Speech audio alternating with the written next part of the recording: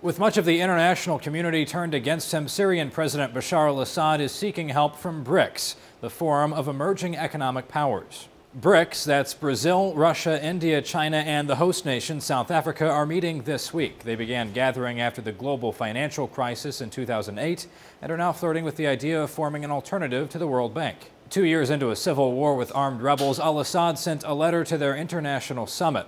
It claimed in part that his government had come under attack by, quote, acts of terrorism backed by Arab, regional, and Western nations. Assad didn't specify what type of aid he'd like from BRICS nations, but support from any of those countries could deter Western intervention on behalf of the rebels.